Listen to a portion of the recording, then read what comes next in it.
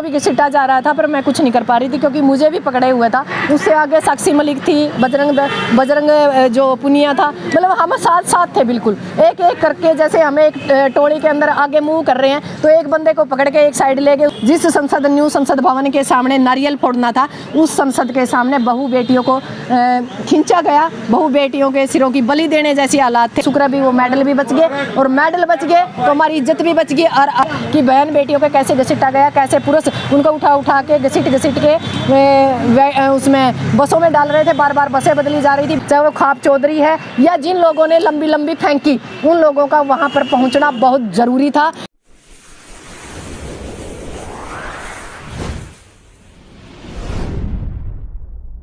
Special Haryana देखने वाले सारे दर्शकों ने सतीश जनोदा की राम राम। फिलहाल खड़े हैं उचाना तहसील के अंदर, फिलहाल जो धरना लगा है।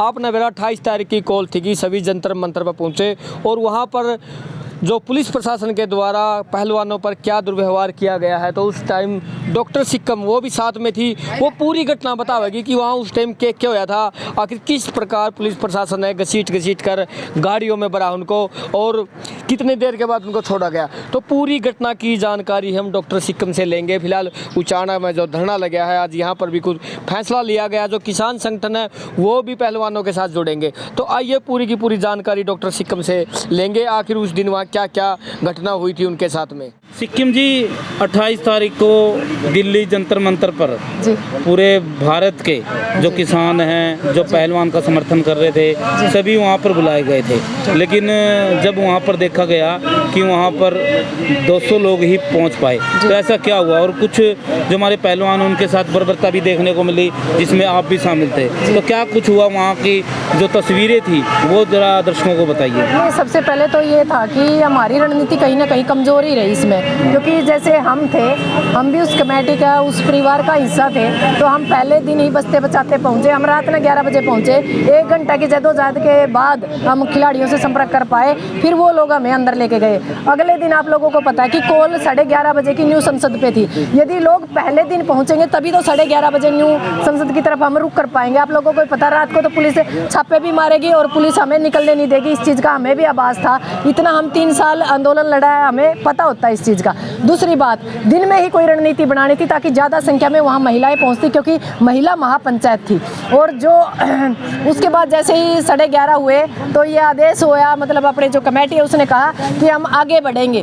पर आप लोग समझ सकते हो कि 10,000 लोग बाहर और बैरिकेड्स है, उसके ऊपर पुलिस तैनात है, फौजी हमारे भाई तैनात हैं, और 200 लोगों को मतलब एकदम मूव करना है और वो निहत्थे हैं। तो आप लोग समझ सकते हो कि परिस्थितियाँ कैसी होगी। और परिस्थितियाँ आपने सोशल मीडिया के हिसाब से देखी भी है कि बहन बेटियों को कैसे घसीटा गया, कैसे पुरुष उनको उठा के घसीट के उसमें बसों में डाल रहे थे, बार बार बसें बदली जा रही थी, बार बार हमारे जो थाने थे वो थाने बदले जा रहे थे। उसके बाद भी, छोड़ने के बाद भी, यदि वहाँ सामान मांगने के लिए हम लोग आए तो हमें दोबारा फिर गिरफ्तार कर लिया। 1 घंटे तक फिर गाड़ी के अंदर घुमाया। यानी इतना अत्याचार किया कि जिसकी कोई अंत नहीं थी, इंतहा नहीं थी।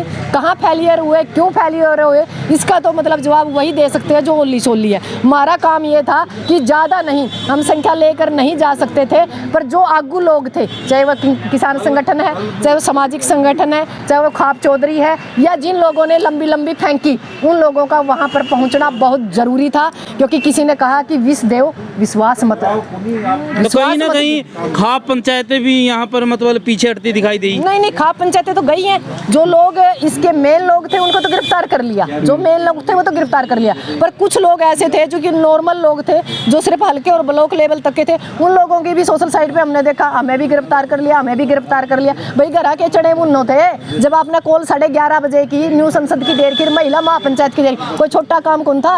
और आपने न्यू संसद का उधर मोदी साहब फित्ता काटे थे। इतनी बड़ी कॉल देकर अगर आप पैर पिछाड़ कर चादर बिछाड़ कर सोगे नहीं, इसका कोई अर्थ नहीं। इसका मतलब तो अपने आप को खुद को ही कमजोर करना था। इसमें तो सारे तो पिट गए हम, मतलब इसमें बेटियां भी पिट गई, फसल भी पिट गई, नस्ल भी पिट गई, खाप चौधरी भी पिट पिट गए, सामाजिक संगठन भी पिट गए, यानी सरकार ने सारे को जीरो कर दिया एक हिसाब था। पर हम जीरो हाँ को नहीं कदम सोचते हो, ये रणनीति की कुछ कमी रही। और ऐसी बात नहीं है, बड़े अच्छे अच्छे खाप चौधरी थे जो लगातार मेरे संपर्क में थे, मेरे को अंदर तक पहुंचाने में उन्होंने मतलब मदद की, पर वो तो खुद अंदर अरेस्ट थे। जो कुछ लोग, मैं ये नहीं कहती भाई सारे खाप चौधरी, कई लोगों के सवेरे कमेंट भी आए, मैडम जी यूके बोल दिया। मैं कहा आप चिंता ना करो, जिसका दर्द उसका होना चाहिए, जिसने काम नहीं किया, और जिसने काम किया उसने टेंशन किया, उसका काम तो समाज ने दिखने लग रहा है। हम मानना जो कुछ लोग चेहरे होते हैं, कोई सिस्टम होता है, उसको पुलिस अरेस्ट कर ले, पर उन लोगों को ये देखना चाहिए कि अरेस्ट नहीं होना, बेस बदलो, इलाका बदलो, रास्ता बदलो, किसी भी रास्ता तो वहाँ तक पहुँचना था। पहली बात यह कि जो हमारे जिन लोगों के कंधों पे ये सबसे बड़ी जिम्मेवारी थी, उनको पहले दिन में वहाँ पहुँच जाना चाहिए था, क्योंकि दिन में जंतर मंतर बिल्कुल खाली भी था और खुला भी था। 10 बजे के बाद जंतर मंतर उन्होंने लॉक किया है। और तो साक्षी मलिक, विनेश फोगाट और बजरंग पुनिया जिस प्रकार से चीखे मार रहे थे, घसीटा जा रहा था, तो वो तस्वीरें लोगों को बयां कीजिए कि क्या हालात थे उस समय? हालात ये था कि हमारे से दूर हमारे साथ जो एक लड़की गई थी उसको भी घसीटा जा रहा था, पर मैं कुछ नहीं कर पा रही थी क्योंकि मुझे भी पकड़े हुए था। उससे आगे साक्षी मलिक थी, बजरंग जो पुनिया था, मतलब हम साथ थे बिल्कुल, एक एक करके। जैसे हमें एक टोली के अंदर आगे मूव कर रहे हैं तो एक बंदे को पकड़ के एक साइड ले गए, उसको घसीट दिया, फिर दूसरे को पकड़ा, दूसरे को घसीट दिया। इतनी बुरे हालात की। सबसे बड़ी बात यह है कि हमारा लोकल मीडिया नहीं थे, हमारे यूट्यूबर नहीं थे, वह नेशनल जो लेवल के चैनल थे वो थे। उन्होंने सिर्फ एक फोकस वहीं रखा, उन्होंने लोगों को ये नहीं दिखाया कि इनके साथ कुछ महिलाएं और भी थी और लोग भी इसके साथ थे और वो भी लड़े। और यहाँ तक कि नहीं कि महिलाएं को घसीटा गया, जो हमारे साथ पुरुष थे उनके साथ भी बड़ी ज्यादती की गई है, उनके साथ भी सेम व्यवहार था जो हमारे साथ व्यवहार था। उन लोगों ने ये कोशिश की कि इस आंदोलन को तोड़ा जाए। उन्होंने जंतर मंतर बंद कर दिया, पूरी तरह ब्लॉक कर दिया, और जंतर मंतर से उठाने की एक रणनीति थी सरकार की, सरकार इसमें सफल हुई। तो उस दिन के बाद जो खिलाड़ियां हैं वो भी कहीं और चले गए और हताश नजर आ रहे हैं, तो क्या लगता है कि अब जो पहलवानों का एक जन समर्थन था, एक प्रदर्शन था, क्या वो ठंडी बस्ती में चले गए? नहीं, ठंडी बस्ती में नहीं जाएगा। इस आंदोलन को हम लड़ेंगे, क्योंकि पहले फसलों की बात थी, आज नस्लों की बात है। पर यह बात है कि आप लोगों को पता, कोई बड़ा हादसा होता है तो इंसान को उभरने में टाइम लगता है। एक ये इतना बड़ा हादसा था कि हम भी नहीं उभर पा रहे, उनके ऊपर तो सारी जिम्मेवारियां हैं,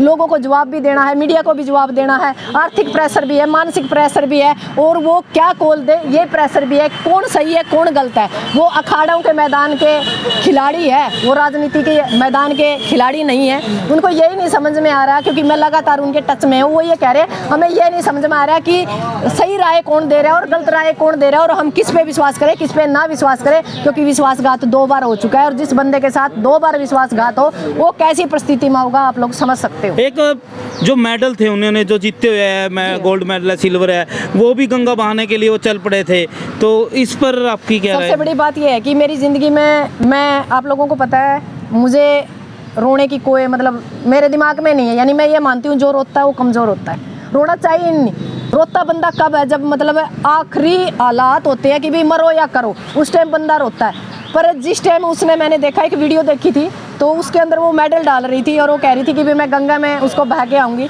तो सही पूछो तो कल मीडिया के सामने मेरे को भी रोना आया उस बात का कि कैसे सारी ज़िंदगी की कमाई, कितनी मेहनत करने के बाद इंसान उनको पाता है, और फिर उसको यदि गंगा में बहाना हो तो उस परिवार पे, उस बेटी पे क्या बीत रही होगी। मेडल बहाने का कोई शौक नहीं था, मजबूरी थी, क्योंकि हताश नाराज थे, कुछ दिखाई नहीं दे रहा था। वो हड़बड़ाहट में लिया गया, एक मानसिक रूप से या दिल की आवाज़ से लिया गया फैसला था। वो तो शुक्र भी वो मेडल भी बच गए, और मेडल बच गए तो हमारी इज्जत भी बच गई, और अब हम तन मन धन से इस लड़ाई को लड़ेंगे। हो सकता है आने वाले टाइम में, जैसे आपने पता है खिलाड़ी जल्द ही इंडिया गेट की उन्होंने कॉल दी है, जगह बदल सकती है, पर लड़ेंगे जरूर, ये बात बिल्कुल क्लियर है। और संयुक्त मोर्चा भी इस बात में मैदान में उतर चुका, आप लोगों को पता है। कल की भी कॉल है, 5 की भी कॉल है। अब इस सरकार को उखाड़ के फेंकेंगे, क्योंकि बात नस्ल की है और बेटियों की है। जिन बेटियों, जिस संसद, न्यू संसद भवन के सामने नारियल फोड़ना था, उस संसद के सामने बहु बेटियों को खींचा गया, बहु बेटियों के सिरों की बलि देने जैसे हालात थे। क्या करे ऐसे न्यू संसद का, जहां जो बलात्कारी अत्याचारी है वो हाथ हिला रहा है और बेटियों को सड़कों पर जंतर मंतर पर घसीटा जा रहा है। संवैधानिक पद या संवैधानिक या हमारे जो संविधान है उसका कहीं भी कोई इस देश के अंदर कोई अर्थ नहीं रह गया, और सारे लोग सहयोग में है, पूरा देश साथ है, पूरे देश का साथ और सहयोग है। इससे इस लड़ाई को जरूर लड़ेंगे। और अब तो आप लोगों को पता है विदेश से जो हमारा कुश्ती संघ है उसके बारे में भी 40 दिन का टाइम दिया गया है, या तो इसके ऊपर कार्रवाई करो, यदि कार्रवाई नहीं करोगे तो उसको फिर हमेशा के लिए जो भारत के जो खिलाड़ी है या जो हमारी फेडरेशन है इसको भंग कर दिया जाएगा अपने भी सोशल मीडिया पे। तो खिलाड़ी तो बहुत है, जैसे योगेश्वर दत्त है और भी है, तो वो इनके समर्थन में क्यों नहीं? उन्होंने एक बयान भी दिया है अभी कुछ दिन पहले योगेश्वर दत्त ने कि खिलाड़ी ठीक है लेकिन वहाँ राजनीति हो रही है। नहीं, फिर चलो खिलाड़ी ठीक है, राजनीति नहीं होनी चाहिए थी। आपने ये बात घर की बात थी, घर के अंदर ही से लूट लेते, क्योंकि इन लोगों ने तो पहले मोदी साहब को, जो हमारा खेल मंत्री है, उन लोगों के संज्ञान में ये चीज़ें लेके आई थी। इन चीज़ों को जंतर मंतर तक आप लोगों ने आने नहीं देना चाहिए था, और यदि आ गए हैं तो आप उसी अखाड़े के या उसी फील्ड से है तो आपको सहयोग भी देना चाहिए और उनका साथ और समर्थन भी देना चाहिए। धन्यवाद।